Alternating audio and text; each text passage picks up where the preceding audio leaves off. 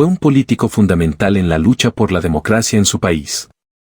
Líder de Acción Democrática, llegó a la presidencia en 2 ocasiones y fue un defensor de la integración latinoamericana. Su legado se encuentra ligado a la consolidación de la democracia en Venezuela y a su lucha contra las dictaduras. Rómulo Ernesto Bethancourt Bello nació el 22 de febrero de 1908 en Guatire, Estado Miranda.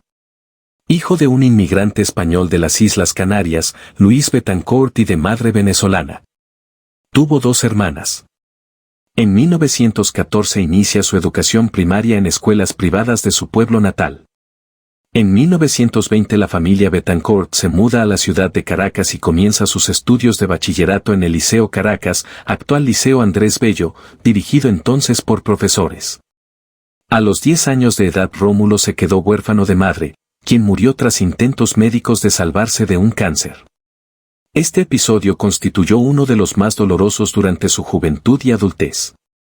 En 1927 ingresa a estudiar en la Facultad de Derecho de la Universidad Central de Venezuela, y a su vez trabaja en un bufete jurídico y en el Colegio de Abogados y Defensores. Durante sus años de bachiller y posteriormente de estudiante universitario también dedicaba parte de su tiempo a leer, a escribir cuentos y a desempeñarse como ayudante en el negocio de administración de su padre. Durante la Semana del Estudiante, desde el 6 hasta el 12 de febrero de 1928 participó activamente en los hechos de protesta contra el gobierno del dictador Juan Vicente Gómez. Dichas manifestaciones estuvieron encabezadas por varios grupos estudiantiles que formaron la llamada Generación del 28. Desde aquel momento, Bethancourt se convirtió en uno de los más connotados líderes de la oposición antigomesista clandestina, lo cual le valió el encarcelamiento y posterior destierro del país. En febrero de 1928 la Federación de Estudiantes, presidida por Raúl Leoni, organiza la celebración de la Semana del Estudiante, que tenía como objetivo original crear fondos para la construcción de la Casa del Estudiante, pero que paulatinamente tomó el carácter de una protesta contra la dictadura gomecista, que terminó en el encarcelamiento de Bethancourt y del grupo de dirigentes universitarios en el cuartel El Cuño, posteriormente trasladado al Castillo Libertador de Puerto Cabello. Prisioneros en un calabozo oscuro sin ventanas, donde fueron forzados a usar cadenas en sus pies y sometidos a crueles condiciones bajo las cuales Bethancourt cumplió sus 20 años de edad. Esta prisión duró solo pocos días debido a los buenos oficios de ciudadanos quienes abogaron por la libertad del grupo de estudiantes. Una vez en libertad, el 7 de abril Bethancourt participó nuevamente en un movimiento insurreccional contra la dictadura. Esto trajo como consecuencia la persecución policial, el exilio de opositores y el cierre de la Universidad Central de Venezuela. Bethancourt se mantuvo 2 meses bajo la clandestinidad. El 6 de junio decide escapar hacia la isla de Curazao. Allí también decide formalizar su militancia en el Partido Revolucionario Democrático, PRD, una organización marxista de izquierda radical. Luego de 4 meses se separa del partido, después de haber sido criticado de comunista.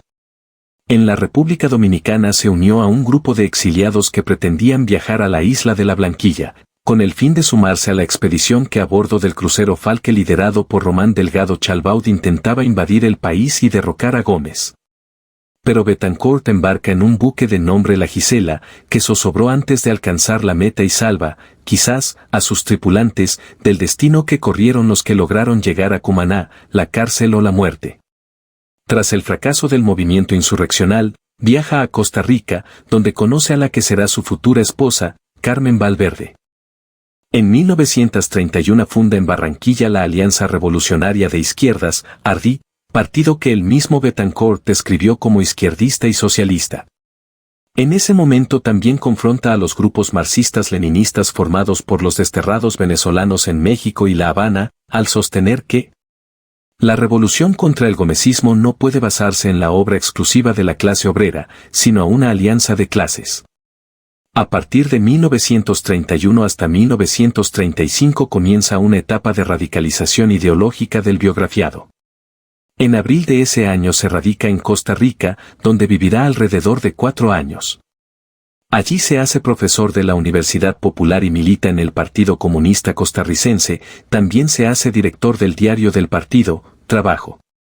Esta inserción en el comunismo le es preocupante a sus compañeros de ARDI, partido del cual él se había distanciado.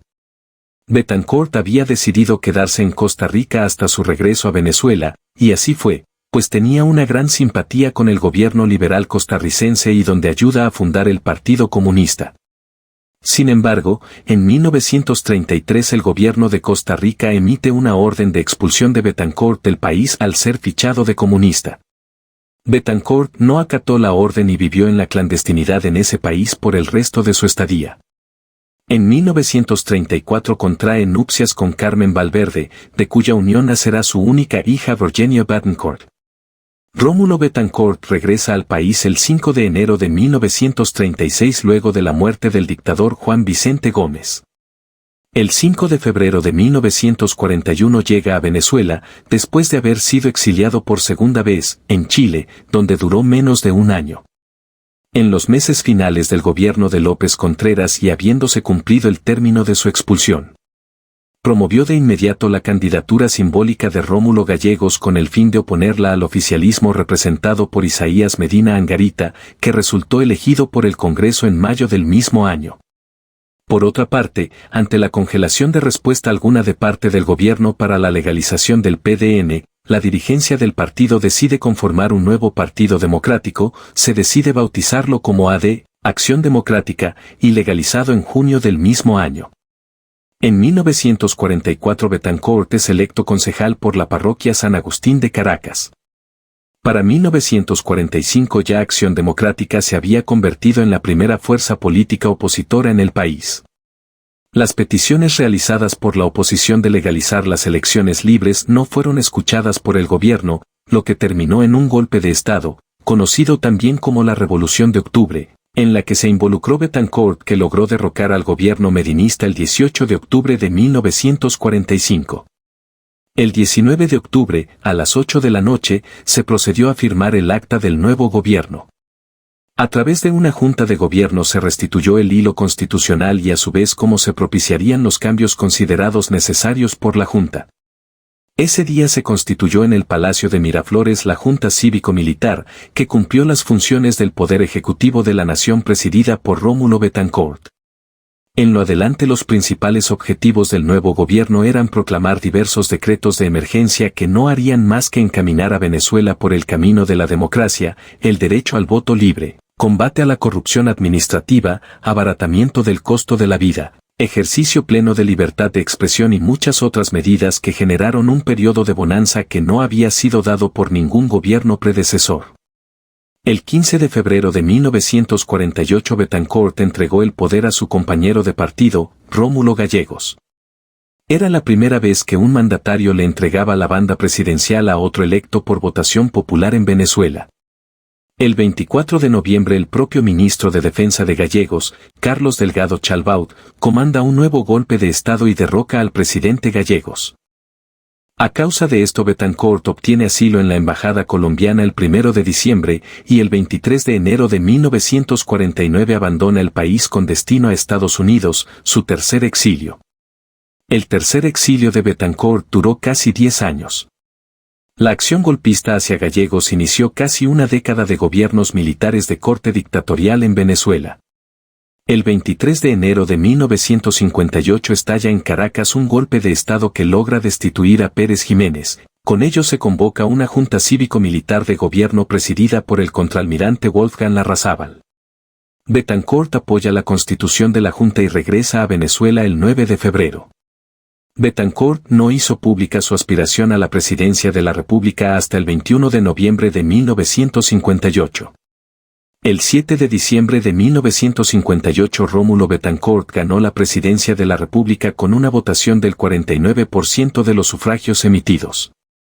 Betancourt tuvo que enfrentar uno de los periodos de gobierno más difíciles en la historia contemporánea nacional, por tener que efectuar la definitiva transición de la República hacia la democracia. El 23 de enero de 1961 promulga la nueva Constitución, similar a la aprobada en su primer gobierno, la cual había sido derogada por Pérez Jiménez, quien fuera un dictador más de los tantos de la época.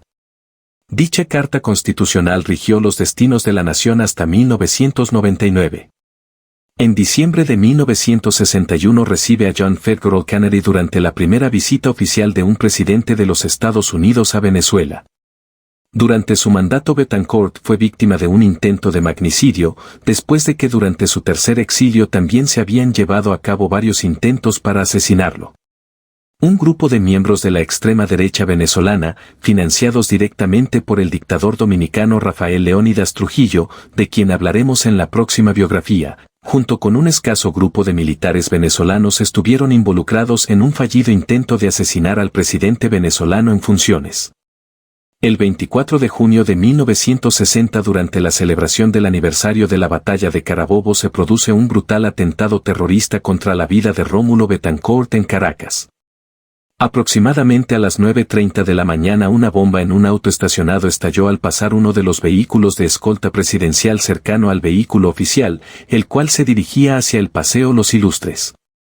El atentado deja sin vida al jefe de la Casa Militar, coronel Ramón Armas Pérez, produce quemaduras severas y deformación del rostro del presidente Betancourt y destroza el vehículo presidencial. El 12 de junio de 1963 sufre un nuevo intento de asesinato en la sede del Palacio Arzobispal de Ciudad Bolívar durante su inauguración con artefactos explosivos colocados por militantes activos del Partido Comunista de Venezuela. Decidió retirarse en pleno de la vida política de su país luego de entregar el cargo. Vivió varios meses en Nueva York, Londres y Nápoles, para luego residenciarse en Berna, la capital de Suiza. El 14 de septiembre de 1963 se llevaron a cabo nuevos comicios presidenciales, en los cuales resultó vencedor Raúl Leoni de Acción Democrática y antiguo amigo de Betancourt. El 11 de marzo de 1964 Betancourt entregó su banda presidencial a su amigo de toda la vida. Durante estos años también se le rindieron homenajes y agasajos en Estados Unidos. Se le confirió el reconocimiento de doctor honoris causa por la Universidad de Harvard, Universidad de California y Universidad de Rutgers. En 1973 obtiene su escaño como senador vitalicio de la República. En 1978 recibe el doctorado honoris causa de la Universidad Interamericana de Puerto Rico. Sus últimos años los pasó entre Caracas y Nueva York. Casualmente había salido hacia Nueva York tras una invitación del presidente Herrera Campins para asistir a un partido de béisbol en el Yankee Stadium, donde se mostró muy alegre y con vivacidad como le era característico. Unos días después, el 24 de septiembre de 1981 sufre un derrame cerebral y el 28 del mismo mes murió a las 4:17 de la tarde en el Doctors Hospital de Nueva York, a los 73 años de edad. Sus restos fueron trasladados a Venezuela. Velado en la Casa de Acción Democrática en El Paraíso en Caracas, se le rindieron todos los honores. En su funeral el féretro fue cargado en hombros de simpatizantes desde el centro de Caracas hasta el Cementerio del Este en La Guairita, ubicado a unos 10 kilómetros de distancia. Más allá de las fronteras venezolanas, Rómulo Betancourt fue un destacado promotor de la integración latinoamericana. Sus ideas y acciones tuvieron un profundo impacto en la región, convirtiéndolo en un referente para los movimientos democráticos y los líderes políticos de toda América Latina. Su legado trasciende las fronteras de su país y sigue siendo relevante en el contexto actual de la región.